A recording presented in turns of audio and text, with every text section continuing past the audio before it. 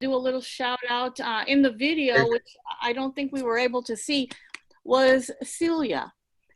Celia Chacon. She was one of our first people. She was totally blind and she was a caterer. And to Chef Don White. They have both since passed, but they meant a lot to our group. You know, when you do something like this that has never been done before, you need people who believe in you. And I mean, along the way, I've gotten a lot of stares and like, really, TV show with blind people, right? Sure. Here we go. It looks like Catherine is putting, there's Celia. That was a picture from the Fort Lauderdale Sun Sentinel when they did a story on us. And then there was Chef Don White. And Don was a great on and off the show. He was someone that is sort of like a great, like a father figure. You know, sometimes when you're doing something new, it doesn't seem to work out or whatever. And he was just always pushing.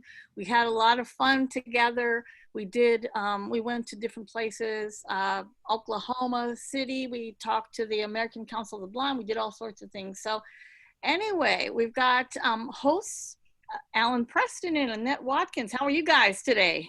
Good, Renee. Thank you for asking. And you guys are originals. Right? Like original Crispies, yes. Yes, and like you said, Renee, I mean, showing the picture of Celia so long ago, like we started the show like 15 years ago. I never met anybody that worked harder and had such a passion for Celia. What was your experience, Alan, working with Celia and Don? Or I don't know if you work with Don, but I know you worked with Celia. I only worked with Don one time. I didn't really work with him, actually. We were in an event together, if I remember right. But I worked with Celia a lot of times. Not only did we work on the show, but we also had a class at the Fort Lauderdale Lighthouse, a cooking class there that we did for a couple of years. At the same time we were doing the show. Celia was a wonderful person. If you were watching her in the kitchen, you might not even know. Want another one? No vision whatsoever. She had prostheses. And I don't think a lot of people really knew that. No, I didn't know that. Really? Wow. Mm-hmm. Yeah. She had beautiful hands. She always had manicured, beautiful hands. When she was cooking, it was focused on that. Yeah. Yeah, she had an issue with diabetes. I guess her daughter had donated a kidney to her, and that's what was the final failure, was the kidney that her daughter had donated, and it was a very sad thing. I kind of lost contact with her husband too. I was talking to him for a while. Anyway, on to more fun thing. Her condition was what, Renee? Because we're going to tell you about our conditions, our eye conditions. What was Celia's again, and Don? She had diabetic retinopathy. Okay. And Don, I believe he had an operation that went wrong. I see. Yeah. So yeah, that was it. But now I guess we're about to have some fun with good old Ralph. Ralph Smith. For sure. Ralph Smith, yes. He's going to show us how to do some barbecue and stuff. Where is Ralph? Is he there? He is there, yeah. Interesting thing about Ralph is that, you know, this is our first quarantine cuisine, which is a great catchy name, isn't it? Well, Ralph is totally blind, and Ralph is going to barbecue for us today. Hi, Ralph, take it away, my dear. Ralph, can you hear us? Hello, hello. I have a feeling he can't hear us, Renee. He gets hooked up. Alan, why don't you tell him what your eye condition is, and then I'll tell him what mine is. There's no problem at all. I have something called myopic retinopathy, which basically means that my retinas are all full of legs. My dog just stretched and moved the camera around. Sorry, guys. My retinas are all full of scars, and I have very few rods and cones left. In fact, I have none of the, is it the cones that do the color vision? Because all I have is The And what? cones are for the light. I remember that because my son has an issue with his cones, and I remembered it because ice cream cones are lightweight. So it's Okay. for the light. It's the other way around then. But whatever it is, I don't have very many of them. So what I have is kind of like shadows. And even though the definition of the shadow is fairly clear, and after 70 years of this, I'm getting pretty good at guessing too. I get around fairly well with no problem. When I get out in unfamiliar areas is when I like to have my dog with me. He is a tremendous help. He's just been great for me. Anyway, that's what I'm doing. I've been fairly successful through my life. I had some rental properties. I did a lot of volunteer work. Used to run the Braille Club years ago. I did it for 13 years. Wow. I know. Yeah. Anyway, Annette, tell us about you. Well, I can't top that story. Your life is amazing, and you've always impressed me. My condition started, I don't know, it was like starting to bother me in my 30s, and I was diagnosed with Stargardt's disease. Actually, it took a few doctors to figure it out. So it's progressed from 20/30 now to 2400 vision.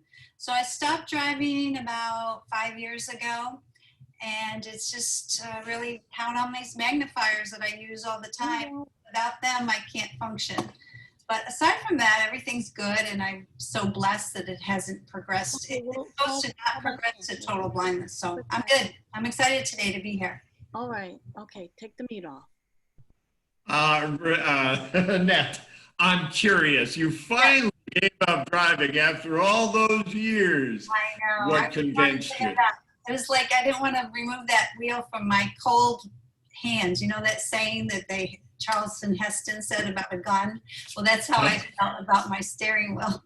But I'm kind of relieved now that I don't drive. Tops has been good. My fiance has been amazing. I have family. I have 4 sisters who take me places, and of course walking, and it all works out. It all works out. So That's great. I'm glad to hear that. Maybe you ought to get a guide dog. I'm thinking about it in the future, but they eat too much. I know. I have to walk it all the time then. I have 2 little Shih Tzus, so if I'm too lazy, I just put a pad down and they go in the house. Keeps you in good shape though, walking that dog. Oh yeah, you proved that, right? Oh yeah. See, I live up on the 4th floor of this apartment building, well, condo actually, and I walk the dog down the stairs and walk the dog back up the stairs. Good. They keep telling us it's for both of our health. That's great. I bet you didn't pay your HOA. They took the elevator away. Only from me. No, the elevator works just fine. I really do it for my health. That's good. That's good. Remember I used to swim? I'm still swimming. Good. And you're not smoking anymore, so that's good. That's right. Yeah, that's right. I was smoking when I started the show, wasn't I? And I had a heart attack while I was on the show. Wow. On the show, you were cooking. No, not on the show, but during the time we were doing the show, I had my heart attack. Oh my gosh. So how's Ralph doing? Is he on there now? Well, Ralph had a bit of a problem, he said, so I got him on the phone. So why don't we cut over to Michael? Oh, hi. Can everyone hear me? We hear you. Great. I'm Elvin Michael Baker Gonzalez. Most people call me Michael Baker. I lost my sight when I was 37 due to a family hereditary disease on my father's side, which is basically like an eye stroke. I lost it, drove to work, and then lost it, didn't drive home ever again. So this show means a lot to me because it shows what you can do as a blind person. And I came to terms with being a blind person and coping with daily life struggles that most sighted people take for granted. Cooking Without Looking is an excellent show to show people how to cook when you're blind and visually impaired.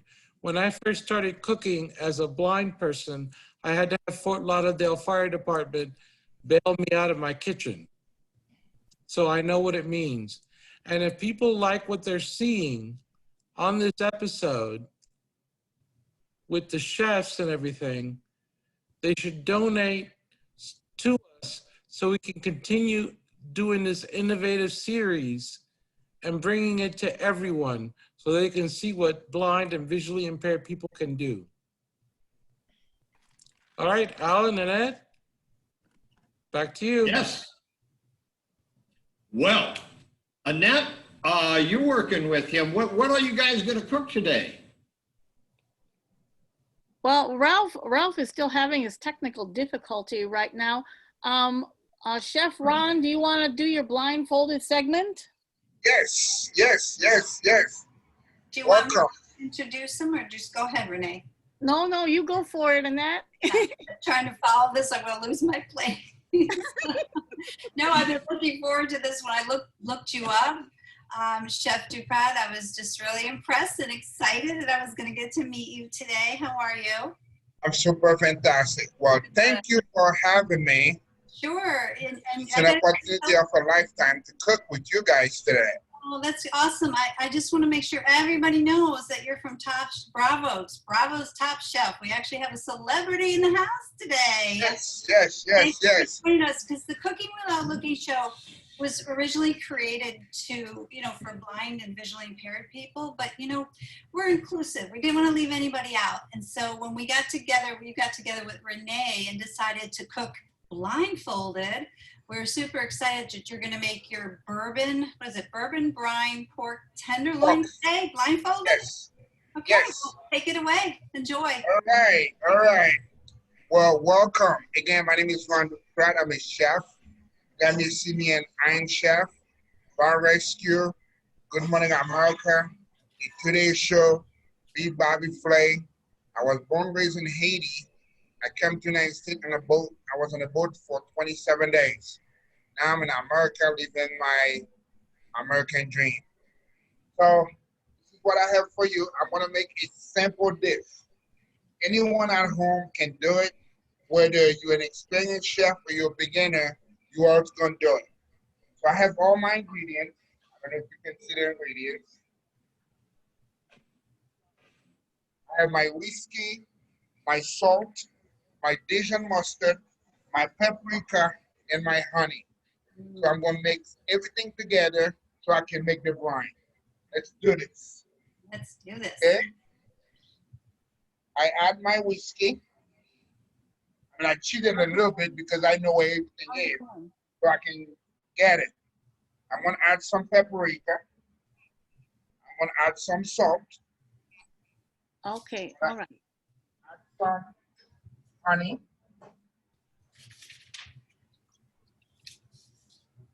Okay. And I'm gonna add some mustard. And I'm gonna mix it together. Can you guys see me? Can you guys see it? Can everybody see it? Your picture is on my TV, but I can't especially see unless I get up real close. Yes. Okay. So now I'm gonna take the pork. I'm gonna marinate the pork in there. Okay. I usually marinate overnight, but since for TV, I'm gonna marinate for TV time, and I'm gonna put it in the grill.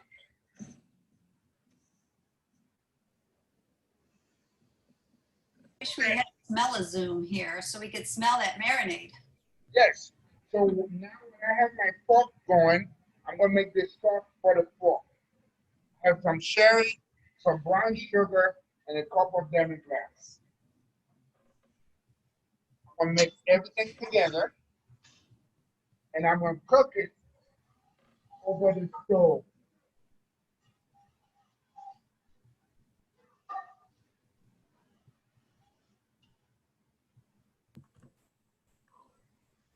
So this is Sylvia, and I'm going to say you said something that's really important for people who are blind, is that you knew where everything is. You have it organized so you knew where all your ingredients were. That's really important when you cook and you can't see. I have my pork. I take the pork. I'm gonna put the pork in a plate. And I'm gonna put some of the glaze.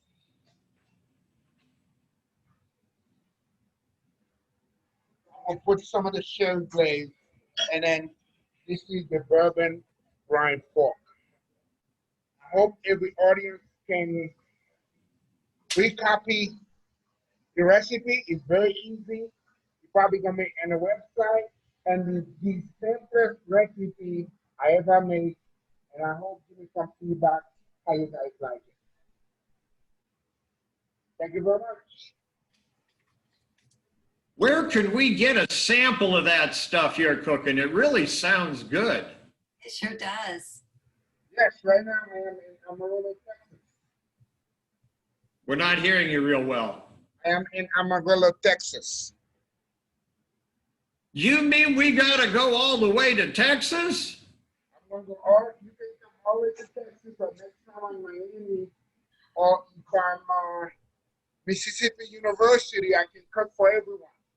That's great. Send me an invite. I can come to the university, make it for everyone. I hear a road trip, maybe. Yes, let's do it.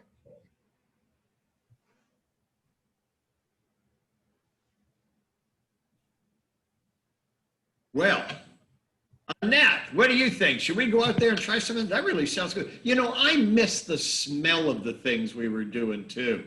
Yeah, that's key for us. Use the most interesting spices, and it always smelled so good.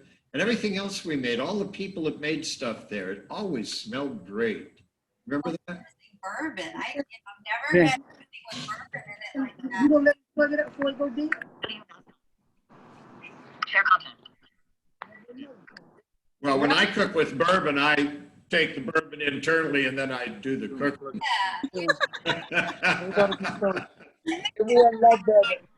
I'm gonna unplug this grill and bring it in up by the grill. The grill don't need to be plugged in while you're showing them the cook. Okay, Go unplug the everyone grill. is, Ralph is here now. Yep, you got Ralph.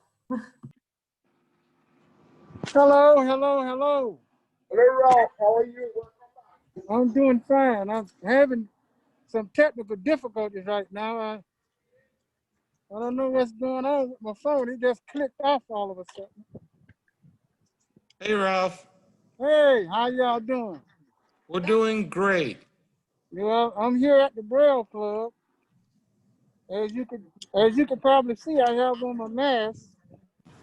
It's a Braille Club, and it actually said where the blind comes to unwind. I'm here in West Palm Beach, Florida. It's 4801 South 6 Hour Way. It's Alan Preston here. It's good to see you down at the Braille Club. You're inside. What's going on, Alan? How you doing today? I'm doing wonderful. The sun is shining here. Is it shining at the Braille Club too? We're only about 5 miles apart. Just the plug she just gave me. No, that's Android. I took it out the battery. Did we lose Ralph again? No, I'm right here. I'm still here. Okay, you're inside this afternoon, right? Yeah. I'm coming from the Braille Club live. Yes, that wonderful kitchen that they built in 2001, 2002, I think it was, after they had the fire there. For those of you that may not know, the Braille Club is a social organization of blind people here in Palm Beach, Florida, that is actually owned and operated solely by blind people, with the help, of course, of some sighted assistants.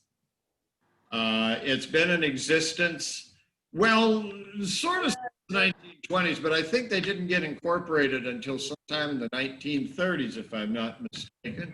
And it has had lunch every Wednesday since, until the coronavirus. Participants make the lunch there as well? Yes, they have their own kitchen now they cook in. A long time ago, we used to bring our own lunches. And now that, of course, we have the kitchen, they make some absolutely wonderful lunches down there. And a couple of the Lions clubs in the area meet down there too. And they cook in the kitchen also. Wow. Larry McDowell is the guy who's running the Braille Club right now. And if I'm not mistaken, doesn't he cook too? Or is that? But anyway, they got some great food there. Well, once this quarantine is lifted, maybe you could film a cooking show there. That would- I think we should do that too. I'm going to show my ribs. I did some barbecue ribs on the Traeger. It's blind friendly. It's pretty much automatic. All you have to do is really set and forget it. That's why it's easier for me to grill, because other people, they tend to use the coals or the logs, but with the pellet fed grill and the temperature's automatically set, I really don't have to do much but let it do its thing. Where the preparation comes in is the seasoning. And by me being, I love a Caribbean flavor, I tend to use a lot of lemon pepper, mojo. I also use a butt rub, a pork butt rub, and garlic pepper. Sounds And yummy. Are they spicy at all? well, it's not really spicy. Sometimes I tend to rub it with a jerk rub, but just for this occasion, I didn't want to go overboard because some people can't eat spice like that. Yeah, so I just used the rub. I rubbed it down with the butt rub, and then I use the lemon juice. I wash it down with apple cider vinegar to actually prepare the meat, actually clean the meat as well as start cooking to accept the marinade. And then I use a mojo marinade, which is the lemon marinade. They have several marinades that you can use, but I chose the lemon marinade. And I also chose the lemon pepper for Mrs. Dash because I don't like a lot of salt and I suffer from high blood pressure, so I don't need all that salt. And there's another thing that I use as a little trade secret. I use the 3-2-1 cooking technique. What is that? Well, it's a 3-2-1 cooking technique. What I use with the Traeger grill, you know, I use 3 hours to smoke, 2 hours I wrap and let sit on the grill at a temperature of about 225. And then the last hour, I take it out of the wrap and then I set it back on the grill and I let it cook for another hour at about 250. And once the product's finished, you can choose to put your own sauce on. With this particular thing, I didn't put any sauce on it because I know a lot of people like the natural taste of the meat. Sauce generally covers the taste of the meat or flavor of the meat. So you don't generally taste what you're eating, you mostly taste this barbecue sauce. So I like people to actually taste my meat. Yeah, exactly. Well, I'll tell you, you sound so passionate about it. That's wonderful. That is wonderful. What do you think, Alan? That really sounds great, Ralph. You know, I'm almost so close I could smell it from here, but not quite. For dinner one day down at the Braille Club for all of us? Oh yes, oh yes, oh yes. You let me know and I will definitely be there. All right, there you go. Bring your dog too. Oh, Oh, yes, Lynx is Savannah's going to have running to bring. around here. Lynx Yeah, brings me with him. Okay. I don't take Lynx. He brings me. Yeah, Savannah's running around while I'm doing all the grilling. That's right. Ralph, you have a dog too, don't you?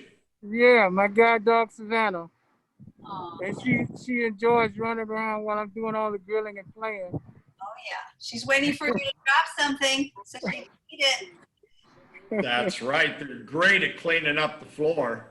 All you got to do is keep the dog hair up, right? Yeah, that's the most difficult thing about keeping her hair. But other than that, she's just a big baby. She's just a big baby. She always You know, gets what she wants. Most people don't have a chance to encounter guide dogs, and it's kind of interesting if you just sit actually and watch them.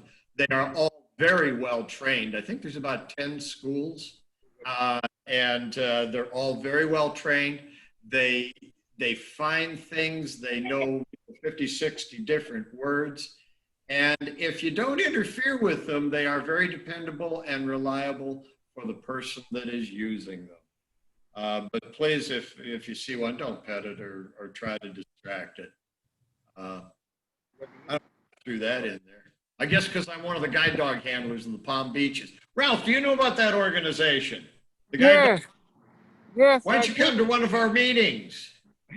Well, I'd be rather busy doing a whole bunch of other things. I actually told Anna that I would try to make it to one, but at that time something came up. I was going through a lot of difficulties right then at that point in time. A lot of medical issues, but I'm all better now. So. Well, good. Well, come and join us then, maybe at our next Zoom meeting. All right, I can do that. All right. Annette? Yes, Alan. Are we headed on to our next guest? I think so. We're here with Mark Riccobono. You know, I practiced that. I didn't want to mess up your last name. I hope I didn't mess up your last name. Mark, are you there? I'm here. You got it right. Thank you very much. You're welcome, Rick.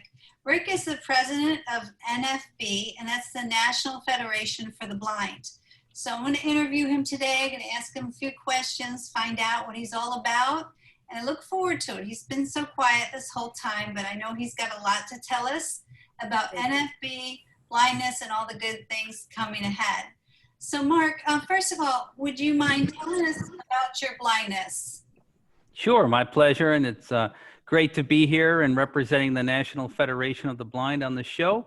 And I appreciate, thank you, because I'm now very hungry. So I'm going to be struggling to get through the last hour plus here of work before I can go home and eat.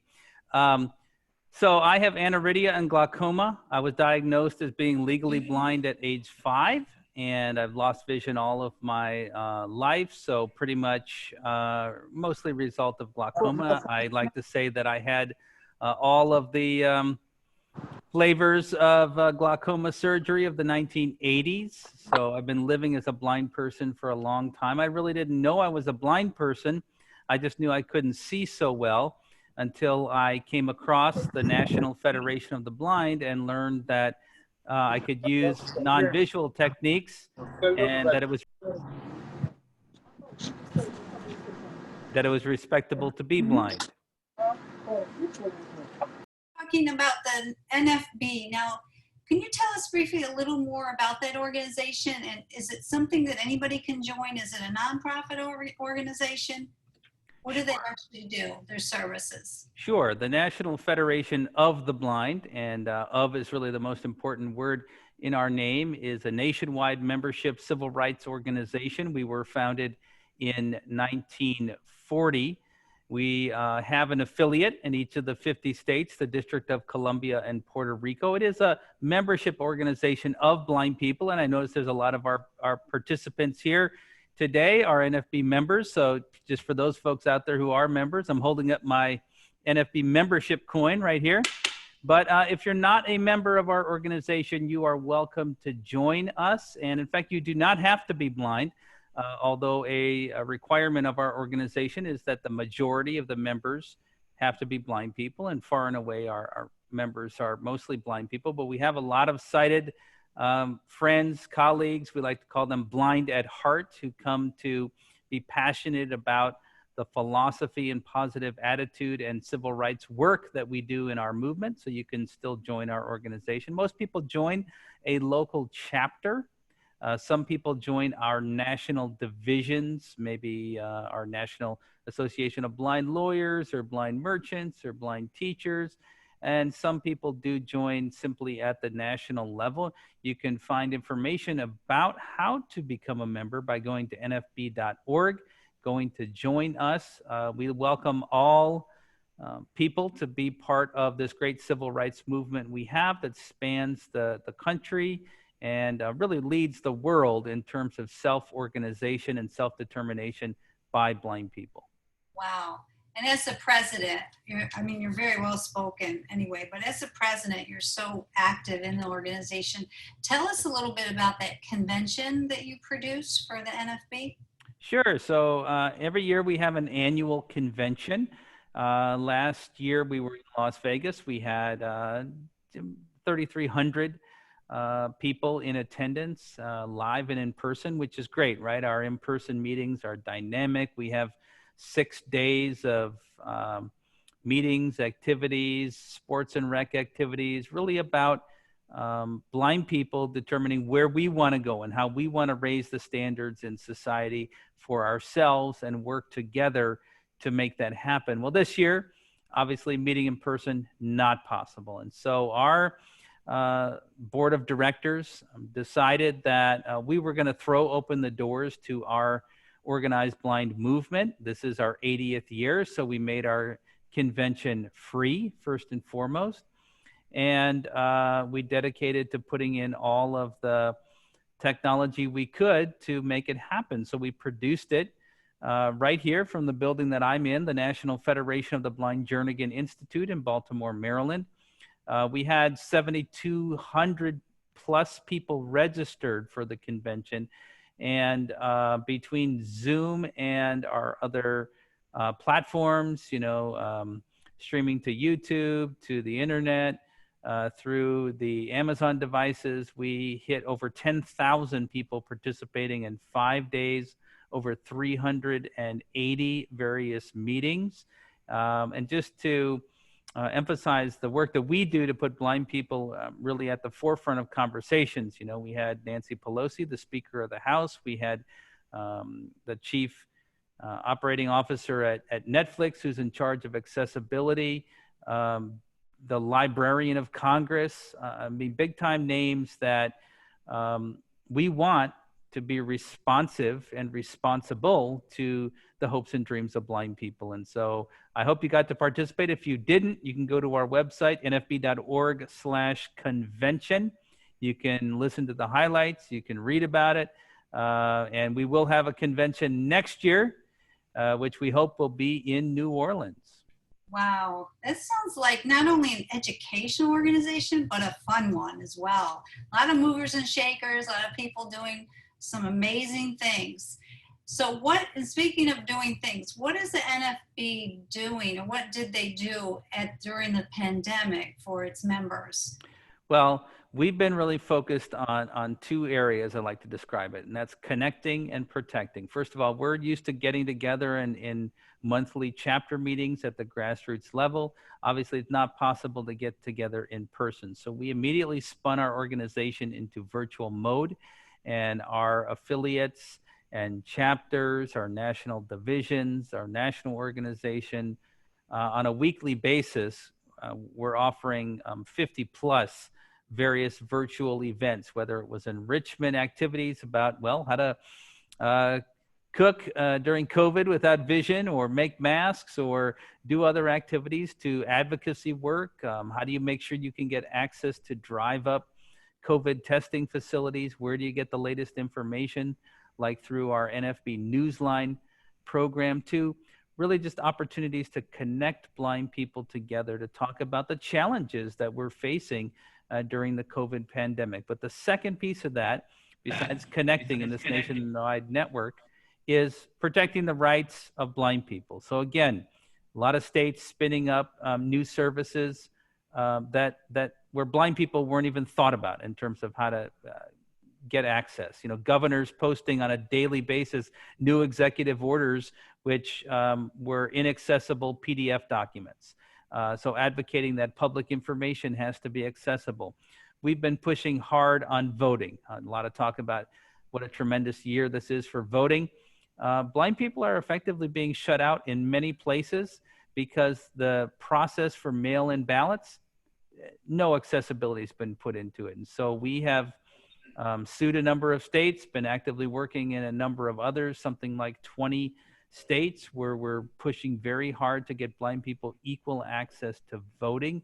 And those are just a few examples of the work that we've been doing. And the wonderful thing is, our organization has actually been our activities increased. We've been more aggressive. We see this as an opportunity, and especially to make sure that blind people are not forgotten in all of the various activities that are happening. So a lot of stuff happening that you can learn about on our website. We love that. That is major. That is really major about voting and blind people and it not being accessible. Yeah. That's totally major. And with this election coming up, did you want to add anything else that NFB is doing during this time of election, or any kind of campaigning, or any joint effort to watch the debates or anything like that you want to add? Yeah, sure. So the first and foremost, well, whether you're blind or not, but certainly if you're blind, we need you to vote. We need you to get up and go out and vote, or stay in and vote. And so you can go to nfb.org/vote and find information on what do you do if your voting registration in your state is not accessible. How do you get to the federal form to fill that out? What is the voting circumstances in your local community? What are your rights as a blind voter? What can you do? How do you advocate? How do you get connected with people in your local community that can help? All of that information is there. We need blind people to go out and vote. Our voice has to be heard. And frankly, we need you to vote even if you know it's not going to be accessible. I mean, it's frustrating that in some places we don't have the private, independently fillable ballot right now. We need you to go vote. And also, when you vote, in whatever form, we need you to fill out our blind voters survey. It's going to be on the net. It's going to be available around October 6th or so. And you can get information about that. We'll be pushing it out because we need to collect information. We've been doing this during presidential elections now since about 2008. So we have the best longitudinal data about the experience of blind voters. And that's going to be huge in the next Congress as voting reforms are considered. Also, if you do want to go to the polls and transportation is an issue, we're partnering with Lyft in their nationwide voting efforts. So we're going to be distributing information through our state affiliates very soon about how you can get a coupon code because of the National Federation of the Blind to take a ride with Lyft to an early voting station or in-person voting on the day of. And we need you to share information with other blind people in your community. So again, get connected with the Federation and be part of our effort to protect the rights of blind voters. This is a huge time, and it's also a huge opportunity for us to advance accessibility in all forms of voting. And so we need everybody to be part of that. Okay, Mark Riccobono, we thank you so much. You are a wealth of information. We could listen to you all day. Thank you very much. Thank you so much for joining us. Does anybody have anything else they want to ask or add to Mark's talk today? Okay, well, I think Annette right now will toss it off to Sylvia, and Sylvia is going to open up our questions to our the people who are listening to us right now, and I'm certain they'll have a lot of questions for Mark and all of us. So thank you, Sylvia. Well, thank you, everyone. And let me tell you what, that was some perfect timing because the lawn people were here in my yard for the past 30 minutes making all kinds of noise. They just left. Perfect timing. So, wow, those were two awesome sounding recipes. Oh my gosh. Wow. Yummy, yummy. Yeah, I'm like Mark said, I'm hungry just hearing about those yummy foods. And thanks for all the information. I agree that we all need to stand up for our rights, and especially around voting. And now is a time to really capitalize on this whole, this whole remote and, just accessibility. Now is the time to capitalize on it. And I have been thrilled to see our consumer groups like NFB and ACB really step it up to provide lots of remote opportunities for people. Yes, cooking classes, you name it, they're all offering it. And I think that's been tremendous, tremendous for people who are blind. And I know I've gone to quite a number of things, and I can't always make it to conferences in person, so I've been able to do that, and really awesome. So we're going to open it up for Q&A, and I think we might actually have some questions. Sylvia, can you hear me? Yes. I would like to take a chance. We had a little snafu with your stint on Cooking Without Looking. It's just a couple of minutes. Can I play that now? If Renee's good with it, sure. I love it so much. The younger version of me. Can you see it? Yes, okay, I can see it. Oh, wow. But now we can't hear it. Can you hear it now? Telling you, I'm just having a day today. For Wonderful Kitchen, we will be working There we go. with special spinach lasagna. But first, Sylvia, can you tell us a little bit about yourself? Sure, Celia. Everyone look at the younger me. You haven't changed a bit. Oh, yeah, right. Oh, I think we lost it again. Pretty as ever. Catherine, I think we're not getting the volume now. So we can move on to the questions. Let me see if I can get the Q&A. Thank you. Yeah, the much younger blonde version of me, everyone. Rick is a blonde. I like the brunette too, but I love it. I love you as a blonde. Maybe you should go back to that. We have 3 questions. Let me see. I might need, Catherine, for you or Simon to assist with the questions. Let me see if I can. Hi, Sylvia. Can you hear me? Yes. Could you ask the questions? Absolutely. Thanks. So the first question that we have is, what does Mark like to cook? All right, great question. Well, I do like to barbecue, so I enjoyed that segment quite a bit. Now, I like to cook over hot coals, so so I like to barbecue. I also, and especially ramping this up with COVID, I've been working on my homemade pasta, which, you know, nothing beats homemade pasta, right? Ooh, I love homemade pasta. And you know, I know that's a dirty word to talk about gluten, but I still love bread, and so I've been in a circle like many others that have been working on sourdough and trying to understand how to make a sourdough starter work. So I guess I would describe it as, if I can cook outdoors, I love that, and if I can cook Italian food, going back to my roots, I love that. That's awesome. Send a recipe.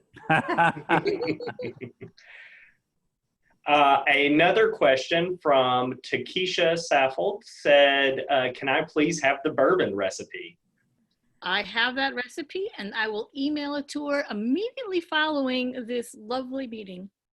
Wonderful. And I think we needed, so Andrell Malone asked, what is the website that you were speaking about? I think it was Mark that was talking about a website. I certainly mentioned nfb.org, as in National Federation of the Blind, nfb.org, to find any of our resources about becoming a member or voting or anything like that. I just saw someone post if they could have the recipe. I will pop that out on our chapter 2 list, sir, because I think I have the recipe for the bourbon, whiskey bourbon something chicken thing. Oh yeah, yeah, and you've got Ralph's too. Okay, I will pop those out on our chapter 2 list. And just so everyone knows, the Older Blind Technical Assistance website is OIB- like a hyphen TAC.org. OIB-TAC.org. And Cooking Without Looking is cookingwithoutlookingtv.wordpress.com.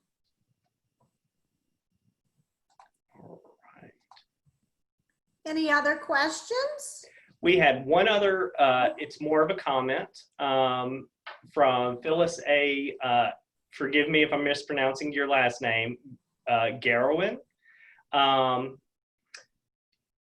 She said, Shasta County voting in California reach out to help with reaching those with blindness or vision impaired. They have large print and CD available. They will even go and bring them to the voting polls. Nice. So a good comment there. And I think that's it from the question and answer portion.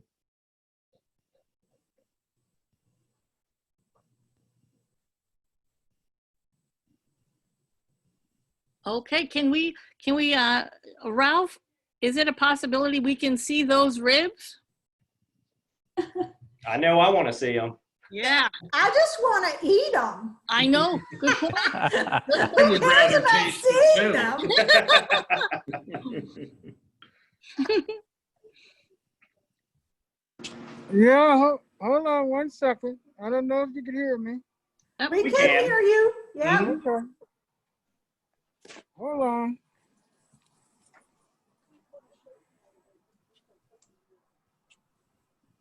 I think Ralph should eat one, like, so we can see, like, you know, or hear him go, this is so good. Break one off and hold it up. Break it up. All right, hold on.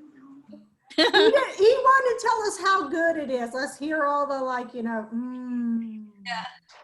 make us jealous. Hold on one second.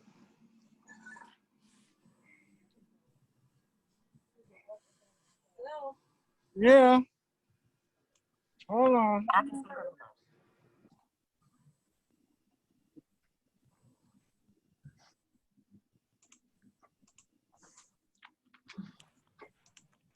Da, da, da, da. Take off the mask.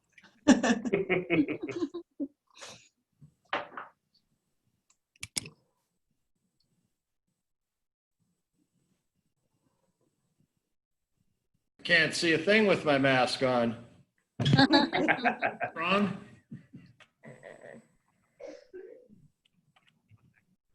So I'd like to take this opportunity to say a quick thank you to the people of Mississippi State University for helping put this whole thing together. This is spectacular. Thank you guys so much. And Renee, you helped out a whole lot too, especially at the last minute when I called and I said, I can't get online. All right. The technology today is absolutely spectacular and wonderful. And thank you guys so much. Thank you. We really appreciate you coming. All right. I think Ralph's got his ribs. I'm back. Ralph's ribs. All right. I don't know if you can tell, but if you can see the ribs. Oh, yeah. Yeah. Have him go a little more to the right, Ralph. To the right? To the right. Yeah, a little further down, further down.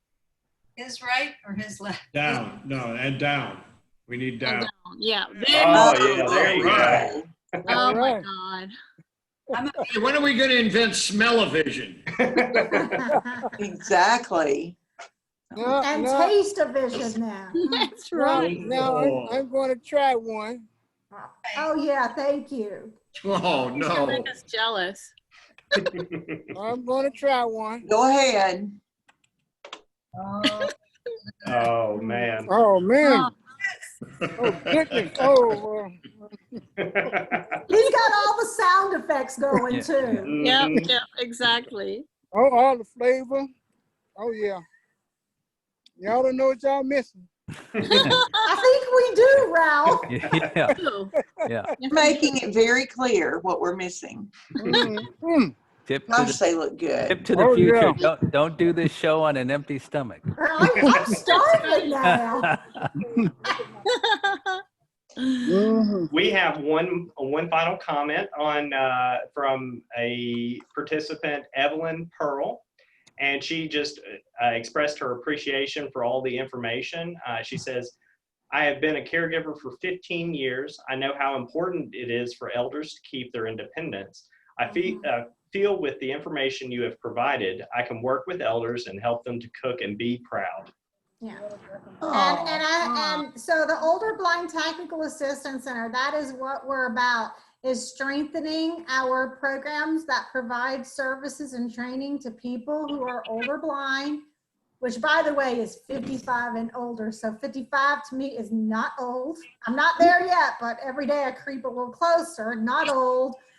But our whole goal is that people really can be independent, and to really help our professionals and everyone understand that how can we maximize everyone's independence.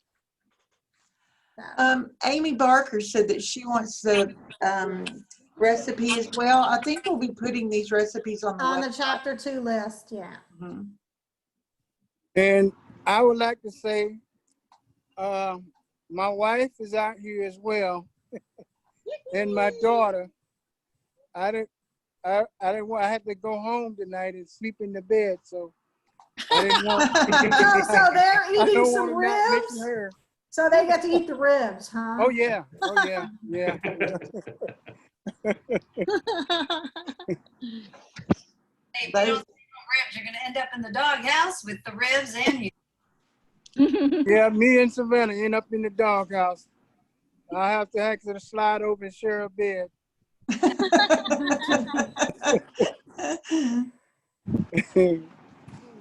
Maybe those ribs will help you out.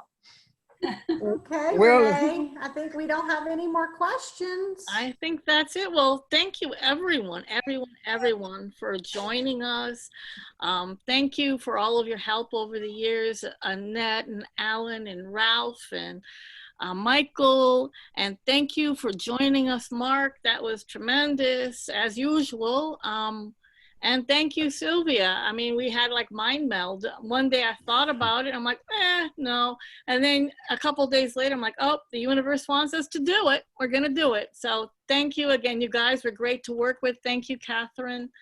Thank you so much for coming. Renee, and thanks for meeting everybody and seeing everybody as well. We delivered. Thank you very much. Thank you, guys. Thank you. Good to see you all again. Have a great weekend. Thanks, everyone, for coming. Thanks, Renee, and go Green Bay. Yay! Hey! I'm getting my bratwurst out. Dolphins. Bye, everyone. Bye. All righty. End it now. Enjoy those ribs. Yeah. Enjoy those, Ralph.